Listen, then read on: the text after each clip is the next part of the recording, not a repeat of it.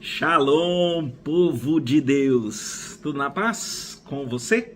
Espero que sim, espero que você esteja animado para mais um momento de pastoreio, oportunidade de Deus, não é verdade? Aqui a gente louva o Senhor juntos, nós vamos à palavra do Senhor juntos e nós oramos uns pelos outros. Isso é um privilégio muito grande, não é? Queria te convidar então para nós começarmos louvando o Senhor.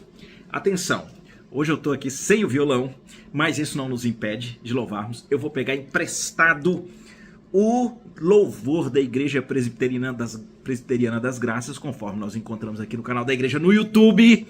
Então eu vou tentar acompanhar, porque a turma é muito boa, não é verdade? Bons arranjos de fezes, harmonias bonitas, né?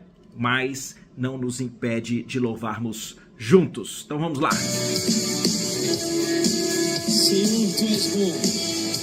Senhor, tu és bom, tua misericórdia é para sempre. Senhor, tu és bom, tua misericórdia é para sempre. Todos os povos te exaltarão, de geração em geração te adorarei.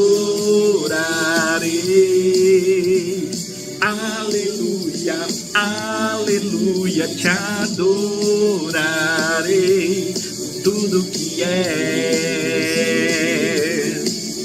te adorarei. Aleluia, aleluia, te adorarei por tudo que é. Deus é bom.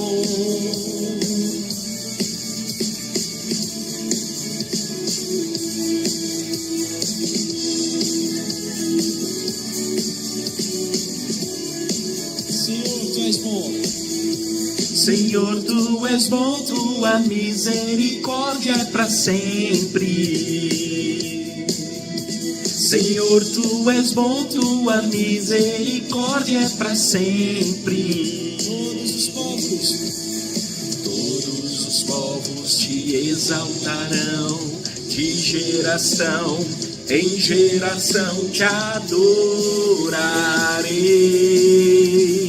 Aleluia, aleluia, te adorarei por tudo que és, te adorarei.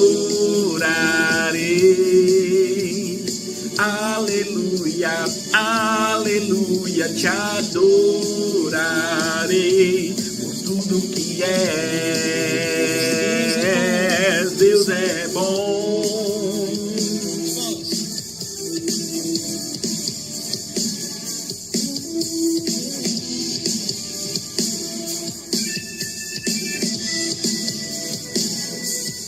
Deus é bom o tempo todo, o tempo todo. Deus é bom, Deus é bom o tempo todo, o tempo todo.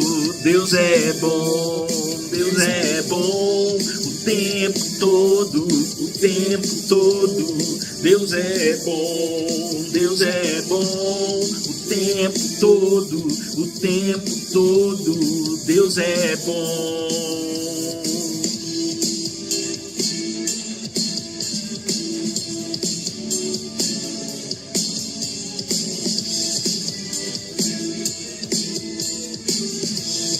Início, Senhor, tu és bom. Senhor, tu és bom, tua misericórdia é para sempre. Senhor, tu és bom, tua misericórdia é para sempre. Todos os povos te exaltarão, de geração em geração te adorarei. Aleluia, aleluia, te adorarei por tudo que és, te adorarei. Aleluia, aleluia, te adorarei por tudo que és, tudo que és, por tudo que és. Deus é bom.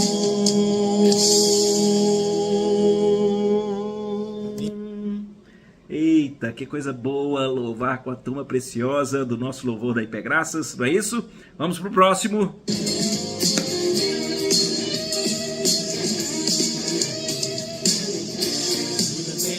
Está cheia da tua glória,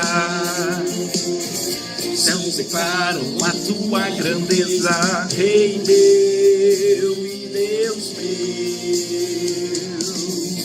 Eu nasci pra te adorar e teu nome proclamar. Quero ser um instrumento teu, Rei meu e Deus meu. Deus me chamou, eu disse, eis-me aqui. Vou te adorar, o meu prazer é te servir. Deus me chamou, eu disse, eis-me aqui. Vou te adorar, o meu prazer é te servir. Não consigo mais viver um segundo sem te ver. Coração precisa mais de ti, Rei meu e Deus meu. Teu desejo é estar aos teus pés e te adorar. Minha vida está em tuas mãos, Rei meu e Deus meu. Deus me chamou, eu disse, eis-me aqui. Vou te adorar, o meu prazer é te servir. Deus me chamou, eu disse, eis-me aqui. Vou te adorar, o meu prazer é te servir. A tua vontade é o que eu mais quero, cumprir teu querer. Tua vontade é o que eu mais quero, cumprir o teu querer. Deus me chamou, eu disse, eis-me aqui. Vou te adorar, o meu prazer é te servir. Deus me chamou, eu disse, eis-me aqui. Vou te adorar, o meu prazer é te servir.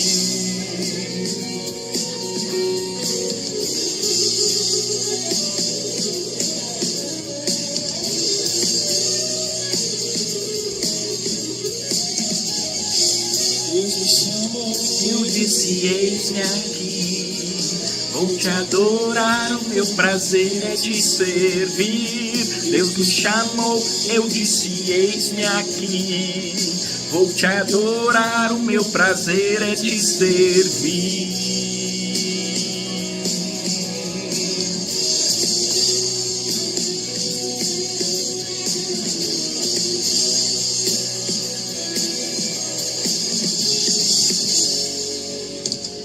Coisa boa, obrigado aqui aos irmãos da IP Graças pela participação especial, não é verdade? Bem, vamos então ao nosso capítulo de hoje, um capítulo muito especial, né?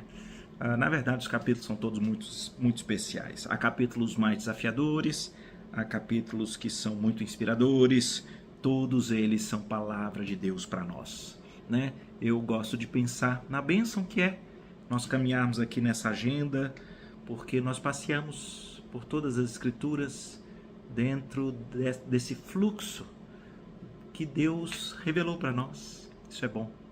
Então, sem maiores delongas, nosso capítulo de hoje, Êxodo 31. Êxodo 31. Eu vou começar a ler, ele tem duas partes com dois ensinos assim muito especiais e nós iremos a eles. Disse mais o Senhor a Moisés: eis que eu chamei pelo nome a Bezalel, filho de Uri, filho de Ur, da tribo de Judá. E eu o enchi do Espírito de Deus, de habilidade, de inteligência, e de conhecimento em todo artifício, para elaborar desenhos, trabalhar em ouro, em prata, em bronze, para lapidação de pedras de engaste, para entalho de madeira, para toda sorte de lavores. Eis que eu lhe dei por companheiro a Oliabe, filho de Aizamaque, da tribo de Dan, e dei habilidade a todos os homens hábeis para que me façam tudo o que eu tenho ordenado. A tenda da congregação e a arca do testemunho e o propiciatório que está por cima dela e todos os pertences da tenda e a mesa com seus utensílios e o candelabro de ouro puro com todos os seus utensílios e o altar do incenso, o altar do holocausto com todos os seus utensílios e a bacia com seu suporte, as vestes finamente tecidas, as vestes sagradas do sacerdote Arão, as vestes dos seus filhos para oficiarem como sacerdotes e o óleo da unção e o incenso aromático para o santuário. Eles farão tudo segundo tenho ordenado. Eu li então em Êxodo 31 até o versículo 11. Não é muito legal? Queridos, me chama muito a atenção isso aqui. Que coisa especial. Veja que nesses capítulos nós estamos tratando do tabernáculo. O tabernáculo seria então aquela estrutura física cheia de representação e que seria um símbolo da relação de Deus com o seu povo. O tabernáculo caminhava com o povo. Quando eles levantavam o acampamento, eles iam com o tabernáculo. E ele tinha então o pátio, ele tinha o lugar santo, ele tinha o santo dos santos, mas aí você tinha o altar, e você tinha o candelabro, e os pães da proposição, e no santo dos santos você tinha a arca da aliança, e tudo isso com uma riqueza de detalhes muito especial. E é muito curioso, porque nós que temos as lentes do Novo Testamento, sabemos que tudo isso daqui é como sombra que vai mostrando algo a ser revelado bem lá na frente. E nós sabemos que é para ser revelado na pessoa do Senhor Jesus. E ele então vai cumprir todos esses elementos aqui tão cerimoniais e tão específicos que nós temos aqui no Velho Testamento. Não é verdade? Mas bem, deixa eu ir para o ponto que me parece que nós temos uma lição muito preciosa aqui onde eu li. Eu acho que Deus percebeu que Moisés estava com uma dúvida, né? Ele anotando todos aqueles critérios e aquelas questões e pensando, gente, mas que dificuldade vai ser? Como é que nós vamos trabalhar aqui com tanto ouro, tanta prata, tanto bronze? Como é que nós vamos trabalhar aqui com todos esses tecidos e com tantas as coisas? Meu Deus, isso é um negócio que exige uma capacidade, um negócio especial.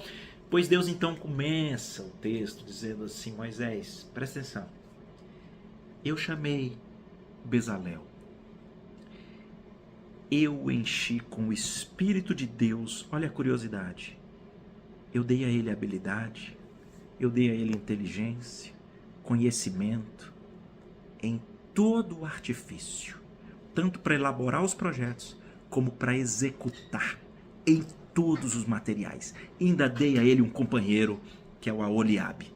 Gente, que negócio interessante. Não é curioso que no meio de um ensino tão cerimonial, porque afinal de contas essa estrutura aqui de tabernáculo, né, e todos esses elementos e as vestes sacerdotais, é muito forte o aspecto cerimonial que é completamente cumprido em Cristo. Mas não é interessante que exatamente aqui Deus traz um ensino tão forte para nós? Qual é o ensino? É o Senhor que nos presenteia com habilidades, inteligência, conhecimento, capacidade laboral. É o Senhor.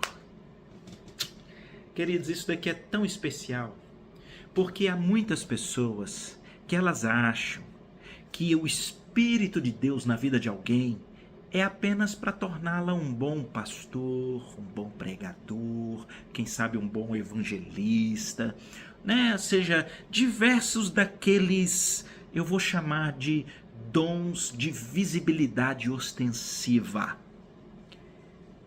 Mas o texto aqui deixa claro que Deus vem com seu Espírito e Ele dá habilidades, inteligência, conhecimento nos trabalhos de maior acuidade, perícia e necessidade que o mundo requer. Você não acha muito especial percebermos que, assim como você terá os sacerdotes, assim como você terá os levitas, você tem um Bezalel, que é um grande mestre de obra, ou ele é um grande artista, ele é um grande escultor, ele é um grande projetista, é um grande arquiteto, ele é um grande engenheiro. Não é um negócio muito especial para nós? Deus nos enche com os nossos jeitinhos de habilidade, inteligência, conhecimento, em todas as áreas do conhecimento, para você ser um engenheiro para a glória de Deus, um arquiteto para a glória de Deus, um professor para a glória de Deus, um pedreiro para a glória de Deus, um churrasqueiro para a glória de Deus. Você tem um sem número de acuidades, de percepções que são presentes de Deus. O que eu acho que é o grande erro aqui nosso que eu digo do ser humano? O ser humano, quando tem alguma habilidade, eu vou dar esses exemplos, né? O que faz um churrasco inigualável, aquela comida fantástica, o pedreiro que a massa que ele faz, ninguém faz igual, né? O arquiteto cujos projetos são admirados, o engenheiro que põe de pé as obras mais inimagináveis, né? O médico que ele é cirúrgico e ele consegue, com a sua atuação cirúrgica, realizar cirurgias as mais complexas, difíceis. O professor, que ele tem a didática, o conhecimento para passar o ensino como nem outro. E assim nós deveríamos percorrer. Sabe qual é o problema? É quando o ser humano, ele acha que é ele. Ele fica cheio de si. Ele não entende que as habilidades, inteligências e conhecimentos são presentes de Deus. É por isso que você pode ver na sociedade pessoas que foram aquinhoadas, presenteadas com profunda habilidade, inteligência e conhecimento, mas elas vivem a vida para a glória do seu nome. Elas vivem a vida com altivez, prepotência, arrogância, vaidade, orgulho ou, como alguns dizem, metida besta. Por quê? Porque ele acha que ele é bom. Ele não entende que é o Espírito de Deus quem visita o ser humano para preenchê-lo. Repetirei quantas vezes for necessário. Com habilidade, conhecimento, inteligência em todas as áreas. E aqui fica um ensino, tá? Aqui fica um ensino. Quando nós entendemos que é Deus quem nos faz do nosso jeitinho, há pessoas que elas têm uma capacidade de organização dos arquivos, que ela abençoa toda a sua corporação. Há pessoas que têm talvez habilidades que sejam mais visíveis, semelhantes aqui, né, a Bezalel, que são capazes de fazer obras artísticas e elas fazem uma pintura que é irretocável, ou pode ser até uma obra de arte. Pessoas que entendem que é Deus. Elas agora vivem, servem, trabalham para a glória de Deus. E esse aqui era o primeiro ensino que eu queria deixar para nós nesse estudo. Tudo aquilo que Deus põe a tua mão para fazer, faz-o conforme as tuas forças. Por quê? Porque enquanto nós estamos aqui nessa terra, tudo aquilo que nós temos a oportunidade de realizar, e nós podemos realizar da melhor maneira, de acordo com as habilidades, inteligências e conhecimento que Deus nos deu, só podem ter um propósito: a glória dele. E aqui eu queria deixar claro uma coisa. Existe uma distinção no tema da excelência. Porque nós poderíamos olhar aqui e extrair esse ponto. Deus está criando um elemento do tabernáculo que diz respeito ao relacionamento do povo com ele, mas Deus quer excelência. Só que tem uma curiosidade. É perigoso a gente trabalhar na excelência pela excelência. Porque excelência pela excelência muitas das vezes faz com que você, de modo desavisado, você diga para tudo e para todos, temos que fazer o melhor, temos que ser excelentes. Mas pode ser que você queira escrever o seu nome na história. Pode ser que você queira receber os aplausos. E essa excelência humana, ela tropeça num detalhe primordial. É Deus quem te deu. É o Espírito de Deus quem dá habilidade, inteligência e conhecimento. Por isso que quando nós tratamos de excelência, e é um princípio que nós vemos aqui, Deus quer para a sua obra excelência. Mas a excelência, ela está umbilicalmente ligada com a excelência que traz glória ao nome de Deus. Não é escrever o seu nome na história. Não é você aplaudir você. É você usar a excelência como uma espécie de louvor e de reconhecimento de quem Deus é e de que a Ele toda honra, toda glória, toda força, todo poder, hoje e eternamente. Outro princípio muito legal nessa primeira parte é que por mais habilidoso, inteligente, cheio de conhecimento que você seja, tem um princípio aqui. O texto diz que Deus está conversando com Moisés e fala assim, olha, Bezalel, eu dei essa habilidade, essa capacidade, essa competência, um negócio exponencial, mas eu dei a ele um companheiro, o Aholiabe. E eles vão fazer tudo o que eu tenho ordenado. Não é legal? Não é um princípio muito especial? Às vezes, quando nós olhamos para competências e habilidades que Deus nos dá, e nós queremos ter uma dignidade superior aos demais, ou nós queremos ter uma prepotência que nos distancia talvez de quem não tem uma habilidade ali onde você tem. O texto não só está mostrando que tudo vem do Senhor, como ele disse que todos nós precisamos de companheiros, companheiros de caminhada, companheiros de ajuda. A gente não deve fazer tudo sozinho. Muito interessante, eu fiquei pensando aqui enquanto li essa primeira parte, nesse ensino, né? Ao tempo em que Deus visita Bezalel com esse complexo de competências fantásticos e artísticos, ele também deixa claro, Bezalel precisa de companheiros de caminhada. Bezalel precisa de pessoas que possam pôr a mão na massa junto, que possam discutir, conversar, resolver juntos, para que ao final façam tudo o que eu ordenei. Ao tempo em que nós podemos ficar felizes com aquilo que Deus nos dá nesse complexo de competências e inteligência, nós devemos caminhar com uma humildade. A gente não faz tudo sozinho.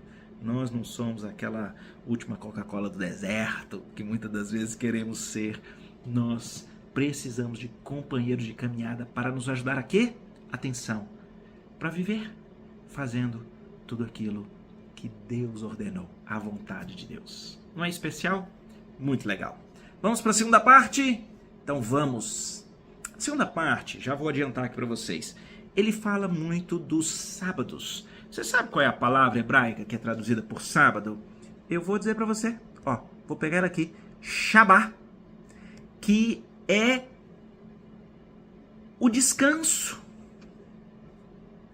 Então eu vou ler e nós vamos conversar sobre esse tema, porque acho que é oportuno talvez eu até sinalizar como que é que à luz do Novo Testamento nós conseguimos entender tudo o que está sendo dito aqui. Disse mais o Senhor a Moisés, tu, pois, falarás aos filhos de Israel e lhes dirás, certamente guardareis os meus sábados, pois é sinal entre mim e vós nas gerações, para que saibais que eu sou o Senhor que vos santifica.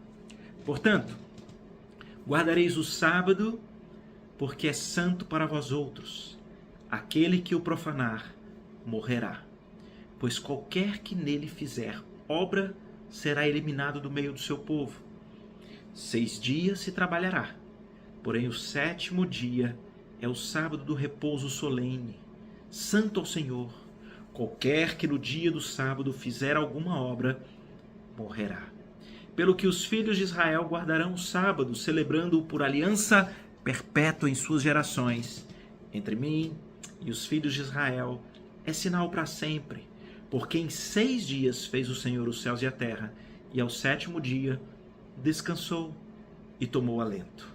E tendo acabado de falar com ele, com Moisés, no monte Sinai, deu a Moisés as 2 tábuas do testemunho, tábuas de pedra, escritas pelo dedo de Deus. Uau!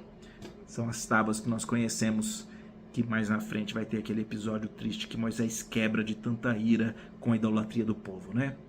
Turma querida, e esse assunto do sábado? O que é isso? Como é que nós entendemos? Como é que a gente pode fazer um sobrevoo aqui nesse assunto? Esse é um assunto muito profundo e muito bonito. E ele não é um assunto menor. Ele é um assunto muito especial. O que é isso? O que é esse descanso? Da onde que vem? Alguém talvez vai dizer que isso vem dos 10 mandamentos. Êxodo 20. Vem antes, né? Vem antes, porque na verdade esse princípio vem da criação. Lembra? Deus então criou o mundo em 6 dias e lá diz que no 7º ele descansou para santificar e abençoar a obra que fora completa. Esse é o princípio. Veja que esse detalhe de você ter esse descanso, esse Shabá, que ele sinaliza a completude da obra por Deus no mundo, ele vem da criação. E ele é sinalizado, por exemplo, quando a gente passou em Êxodo 16, lá no Maná, ele também é relembrado por Deus, isso antes dos 10 mandamentos. Lembra? Você colhe o dobro do maná no 6º dia, o 7º vocês precisam lembrar que é Deus quem santifica vocês. Tem algumas coisas aqui inicialmente para eu conversar com vocês. A primeira é que tudo que Deus faz é bom, né? Deus estabelece na criação uma marcha. Veja que Deus não precisa descansar, mas ele estabelece um princípio que ele abençoa o ser humano. E o princípio é o princípio da marcha do trabalho com o descanso. Mas não é só isso.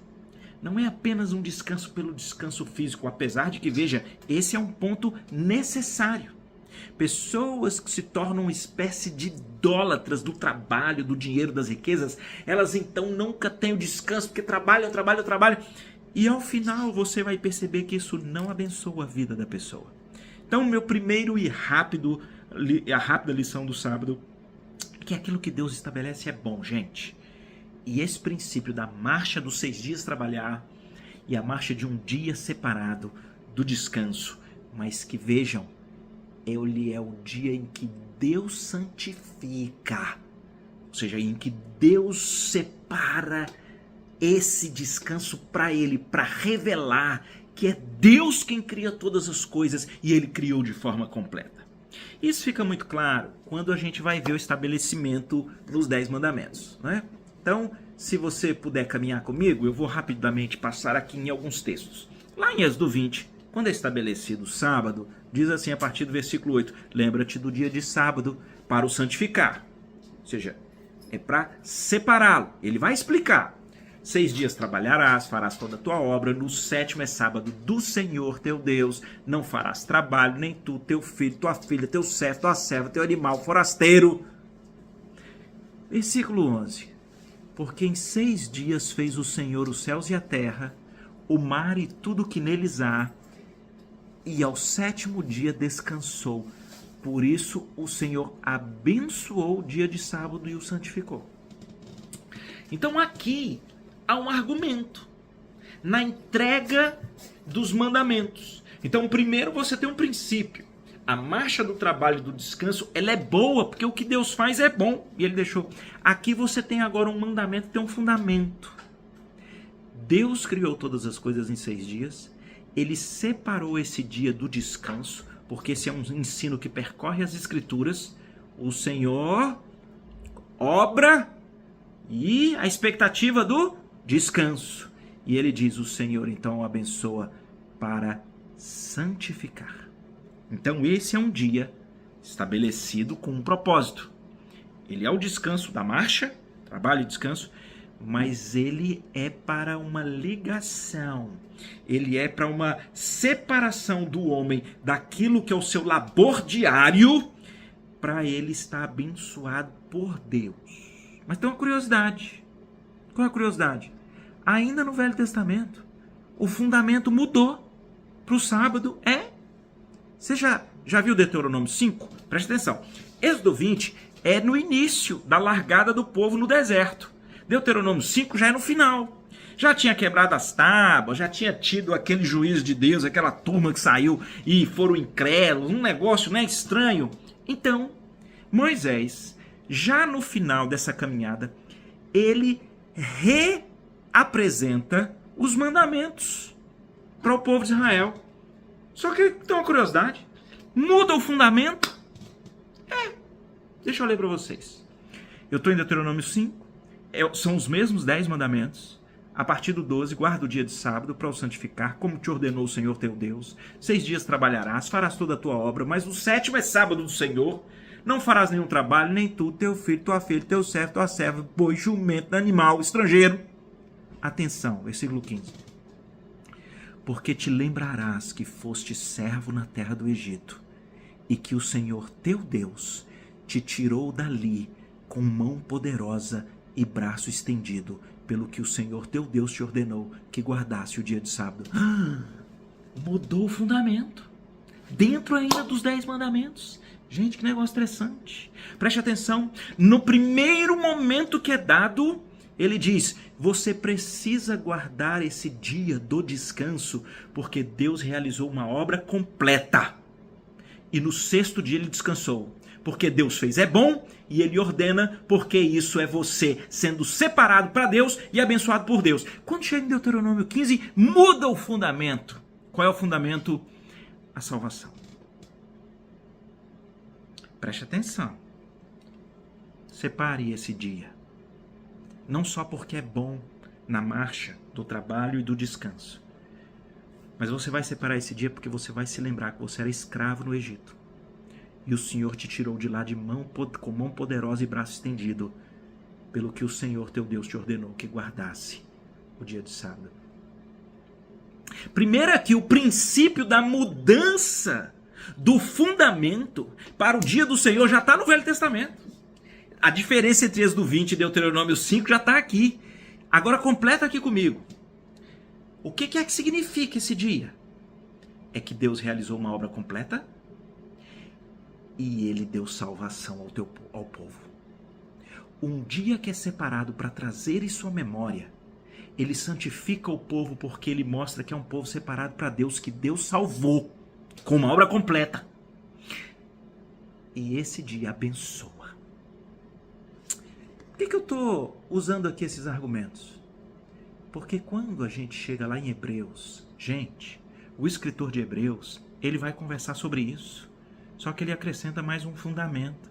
Veja, eu estou aqui no final de Hebreus 3 e Hebreus 4, eu estou correndo porque aqui é momento de pastoreio. A gente não dá para ser tão profundo, mas é lindo o estudo, tá?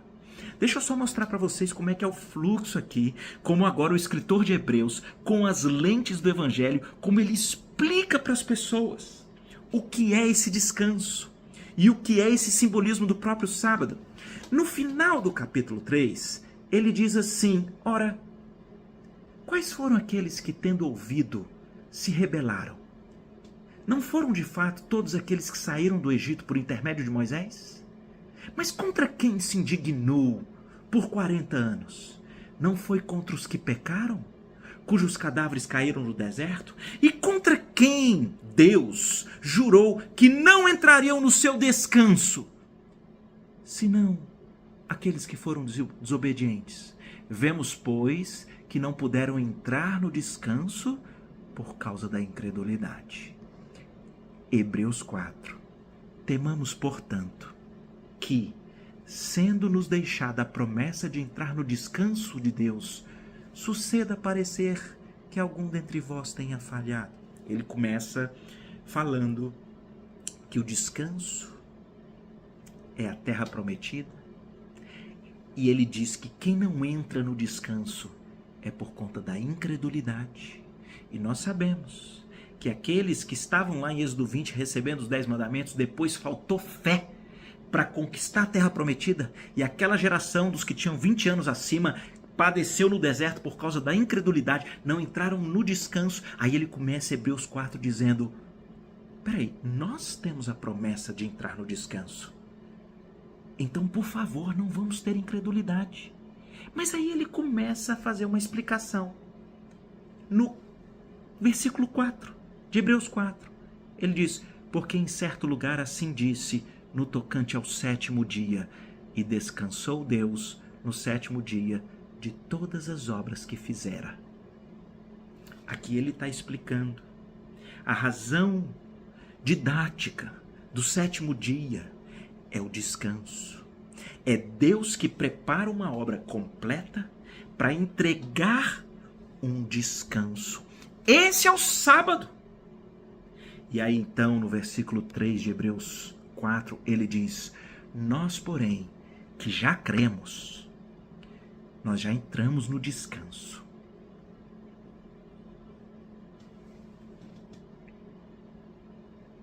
Peraí.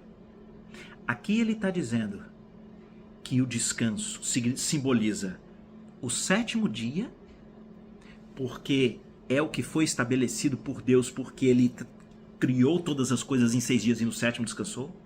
Aqui ele está dizendo que o descanso, que é a memória do 7º dia, diz respeito ao povo de Deus chegando na terra prometida. E aqui ele diz que nós tivemos uma promessa de entrar no descanso e nós já entramos nesse descanso. E sabe por quê? Ele diz no versículo 10 de Hebreus 4, porque aquele que entrou no descanso de Deus, também ele mesmo descansou das suas obras, como Deus das suas. De quem que ele está falando? Eu vou lhe dizer, de Jesus.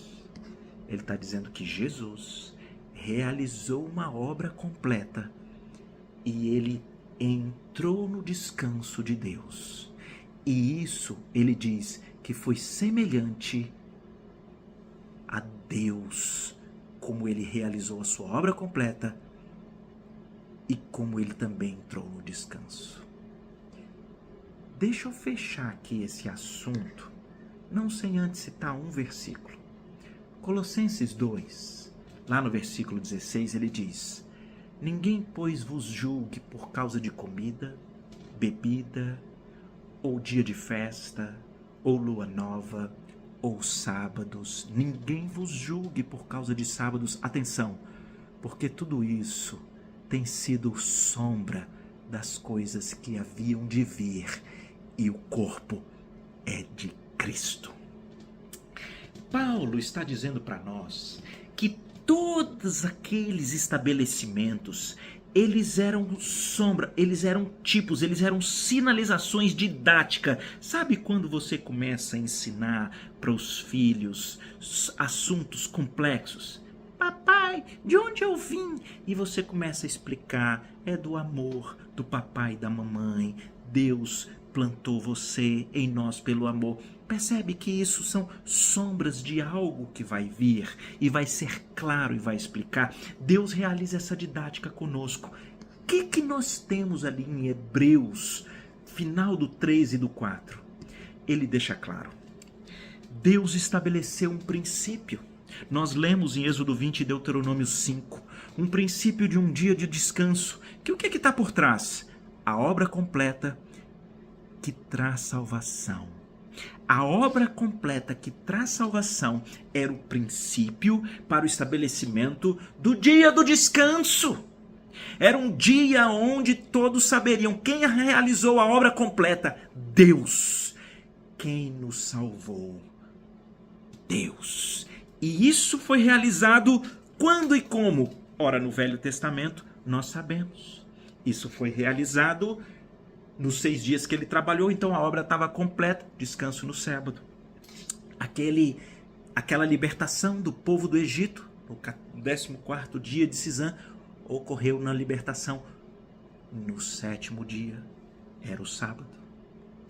Chega o escritor de Hebreus e diz, preste atenção, assim como foi dado o sábado por conta da obra completa de Deus e da sua salvação, e muitos não entraram no descanso pela incredulidade, nós que já cremos, nós já entramos no descanso, o descanso que foi conquistado para nós por Jesus. Jesus, versículo 10, ele entrou no descanso, assim como Deus realizou no passado. Então deixa eu te perguntar, me conta, como é que foi a obra completa de Cristo e quando é que ela terminou? E quando é que a obra completa de Cristo, completa, trouxe salvação para o seu povo? Eu te digo, Jesus é morto naquela sexta-feira e a obra dele de recriação é completa no domingo. E é por isso que o domingo foi, sem nenhum tipo de dúvida, usado pela igreja neotestamentária, pela igreja primitiva, como o dia, que é o dia que revela a obra completa de Cristo, que traz salvação. Assim como a obra completa de Deus e a sua salvação como libertação do Egito era o Shabá, o descanso, no 7º dia, a obra de Cristo, onde ele recria um povo. O povo é recriado na cruz. Veja, é tão poderosa a recriação que Jesus, ele cumpre toda a lei, porque naquele sábado é como ele estivesse cumprindo toda a lei. Mas a Bíblia diz que as trevas cobriram toda a face da terra. Mas o sol veio pela manhã, Jesus ressuscitou naquele domingo de manhã, e naquele domingo a obra dele foi completa e a salvação foi entregue. Quer dizer que pega comigo os fundamentos de Êxodo 20 e Deuteronômio 5. Nós precisamos levar em conta o dia do descanso pela obra completa de Jesus. Nós devemos levar em consideração o dia de descanso pela salvação operada por Jesus em nós. Quando que nós devemos celebrar? No dia em que ele completou. No dia em que ele consumou o vencimento de todos os nossos inimigos. Na cruz, queridos, prestem atenção. Jesus vence o pecado primeiro pela sua vida, porque ele viveu sem pecado. Jesus vence o diabo. Em Hebreus mesmo, logo antes, vai dizer que ele, lá na cruz, ele venceu Satanás, que tinha o poder lá da morte. Mas o último inimigo a ser vencido era a morte. E Jesus a venceu no domingo.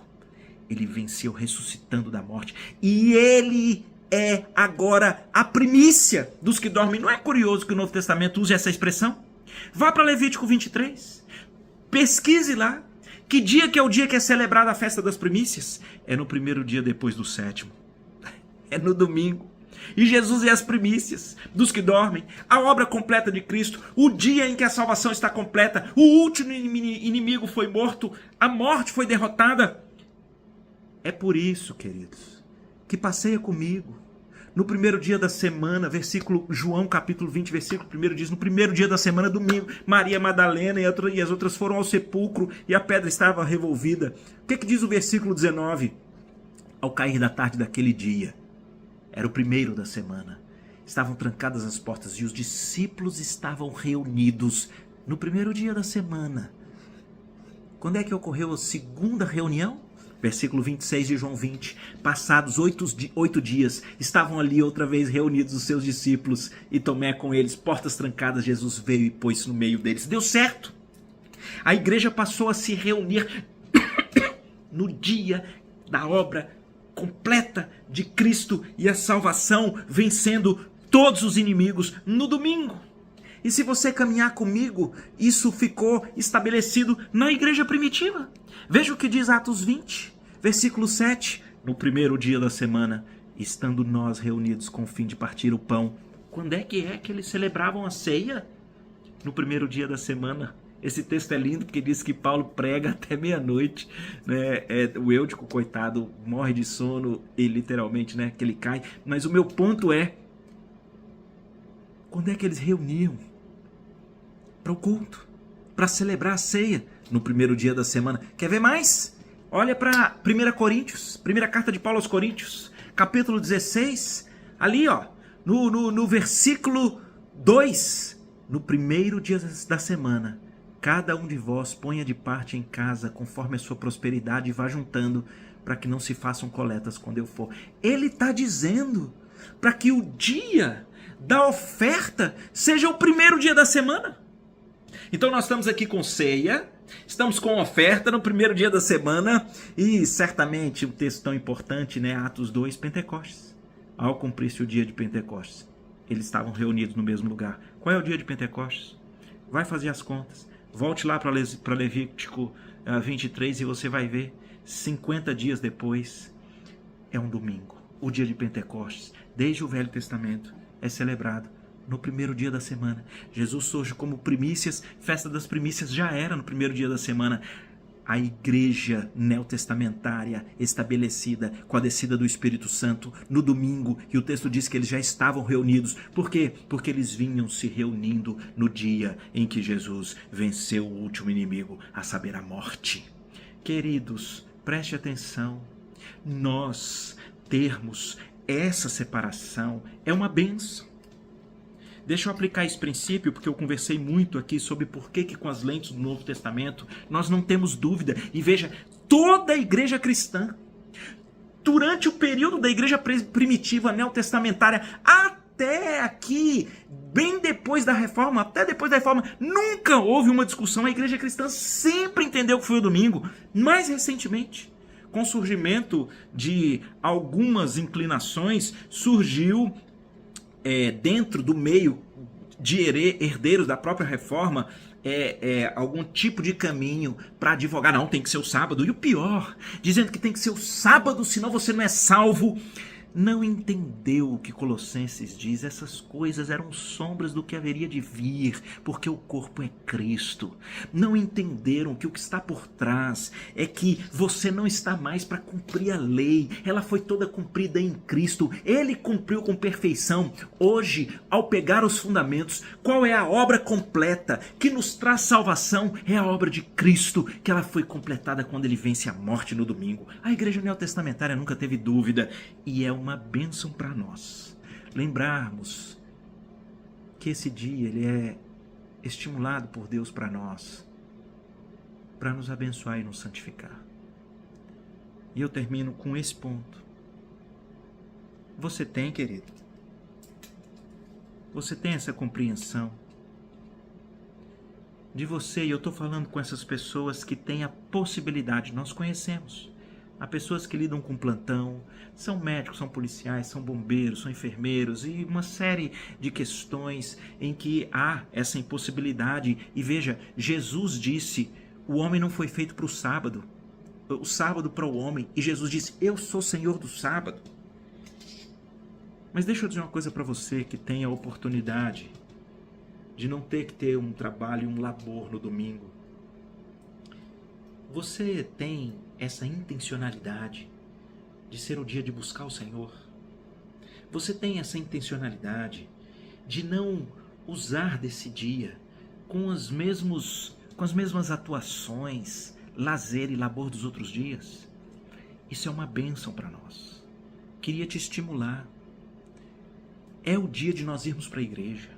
É o dia de nós comungarmos, é o dia de nós trazermos à memória a obra completa de Cristo, de nós trazermos à memória a sua salvação.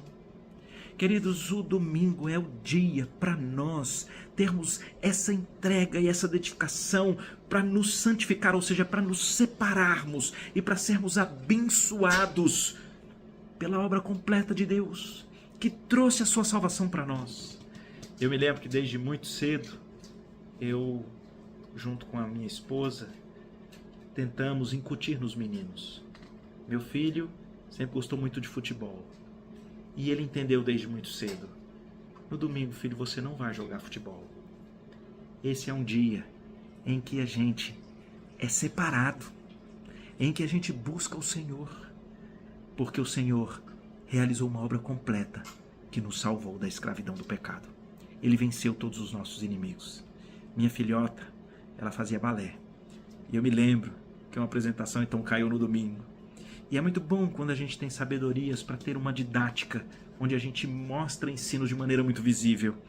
E eu me lembro que de maneira muito solene nós fomos conversar para dizer: olha, é domingo, é o dia do Senhor. Nós entendemos que não vai te abençoar.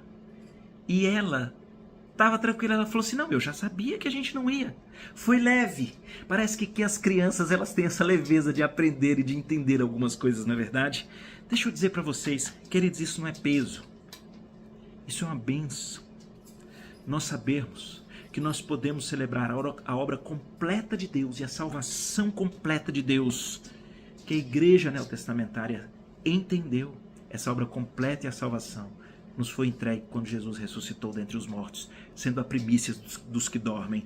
E nós estamos com esse privilégio de guardarmos, para servirmos, para nos dedicarmos, para buscarmos o Senhor. Que o Senhor aplique a sua palavra nos nossos corações. Vamos orar? Deus querido, que privilégio a tua palavra. É tão bom irmos a ela com as lentes do Novo Testamento, como ela nos estimula, como nos esclarece, como ilumina, como nós podemos perceber as sombras que foram apontando para o Senhor Jesus. Como podemos perceber que, na verdade, o Senhor Jesus cumpriu toda a lei, todas as suas cerimônias, mas ele, na verdade, completou a obra e nos redimiu quando morreu por nós e quando ressuscitou. Que isso estimule o nosso coração a buscarmos o Senhor e, notadamente, todos nós aqui que temos essa possibilidade, que nós encaremos o domingo como esse privilégio de buscarmos o nosso Senhor em nome de Jesus. Amém. Queridos, e para encerrar, esse é o momento que a gente ora pelos diversos pedidos que nós temos aí no chat. E com a minha incapacidade aqui de poder acessar esse nosso glorioso chat, nós vamos orar, porque eu sei que há pessoas que estão colocando aí pedidos de oração por enfermos, pessoas que vão fazer cirurgias, pessoas que estão convalescendo de cirurgias, pessoas que tiveram diagnósticos difíceis, pessoas que lidam com doenças crônicas, não é verdade? Eu sei também que há aqueles que estão com os pedidos de oração pelos seus familiares. Alguns pedindo por aqueles que ainda não conhecem o Senhor, para que possam conhecê-lo, para que tenham uma nova identidade. Vamos orar por eles. Outros talvez pedindo por relacionamentos que estão quebrados. Problemas, complicações. Batem a porta dos relacionamentos para ser esse tipo de abertura, de separação, de rompimento dos relacionamentos. Que o Senhor visite com a reconciliação, com o perdão. Então, nós vamos orar. Pai querido, quero colocar todos esses pedidos, Pai, dos nossos irmãos no teu altar de graça. O Senhor conhece aqueles que estão com demandas, com necessidades. O Senhor sabe, Pai, todos aqueles que precisam da tua intervenção na saúde. Ó, Pai, que o Senhor visite, que o Senhor sare, mas que o Senhor se revele com o teu amor. Quero interceder, Pai, por todos aqueles que estão aqui orando, por queridos, familiares, gente próxima que não conhece o Senhor, que vivem talvez a vida correndo atrás do vento. Que o Senhor possa encontrá-los com teu amor e fazer aquela cirurgia no coração que só o Senhor faz, transformando o coração. Que possam crer no Senhor Jesus e na obra completa e redentora dele na cruz. Também, Pai, quero interceder por aqueles que precisam de reconciliação. Às vezes a gente fica no alto do nosso orgulho, é tão difícil para a gente pedir perdão ou até mesmo para perdoar. Que o Senhor nos permita olhar para Ti, pelo que o Senhor fez por nós, e que o Senhor abençoe os nossos caminhos na família, na igreja, que o Senhor resgate, restaure relacionamentos. Também, Pai, quero interceder por toda a família da fé espalhada pelo mundo, que o Senhor possa usar cada um, os missionários, os pastores, mas a todos aqueles que te amam, como luzeiros, como voz do Senhor na proclamação da tua verdade.